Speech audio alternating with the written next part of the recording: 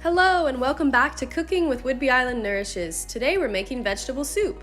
We sent soup kits out in the Winn bags this week and we wanted to show you all how to use them. Let's go over a few safety items. Always ask a parent or guardian before completing cooking tutorials. Second, make sure to curl your fingertips towards your palm when using a knife so that you don't cut yourself. And when handling hot surfaces, always use a pot holder. The ingredients that you're going to need from your soup kit are 1 cup dried beans, 1 teaspoon dried thyme, 4 teaspoons dried parsley, 3 bay leaves, 4 tablespoons of veggie bouillon powder, 3 cloves of garlic, and the celery, carrots, pepper, and onion from your Winn bags. In addition, you'll also need 2 tablespoons of oil or butter and salt and pepper to taste. You can also add any extra vegetables you might have around the house and a protein such as chicken. We started by rinsing and soaking our dried beans. We found that it worked well to soak the dried beans so that the top layer was submerged in around 2 inches of water for about 4 hours. You can use your beans directly from there, or you can strain them and spread them thinly on a sheet pan and freeze them overnight. We spread them thinly to prevent clumping. You can do this with a bulk amount of soaked beans so that you have beans on hand ready whenever you want to make soup. Regardless if they're freshly soaked or frozen, measure out the amount you need and cook them in boiling water for 20 minutes or until soft. Strain them and set them aside for later.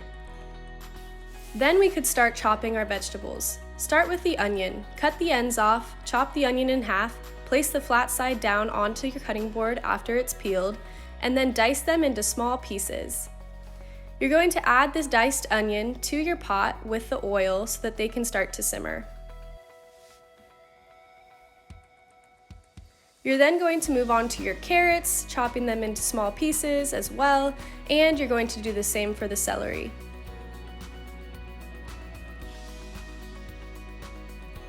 After these are chopped, add them to your pot, give it a good stir, and let simmer until the vegetables become soft.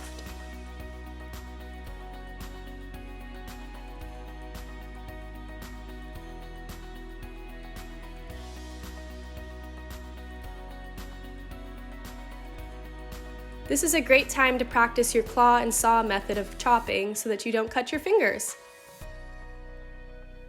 You're then going to add your garlic. Peel 3 cloves of garlic and then use the palm of your hand to press down on the garlic so that you can take the skins off. If you don't have a garlic mincer, you can also chop the garlic into really fine pieces using your knife. Add the minced garlic to your pot.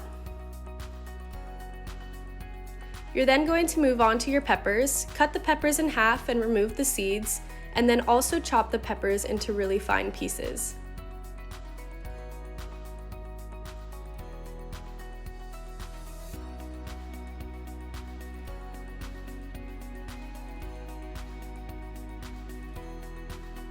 Make sure all the vegetables are stirred together and allowed to simmer while you add salt and pepper to taste. We added the dried thyme first. However, if you're using the soup kit, you can add all of the spices at once and it won't affect the outcome of your soup. Now it's time to make the broth.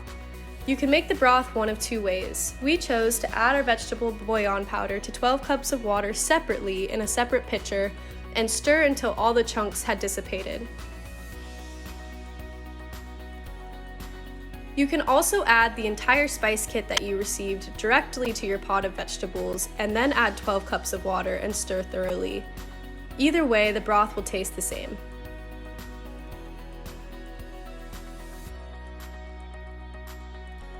After the broth is in, you can add your beans and make sure all the spices are mixed together thoroughly.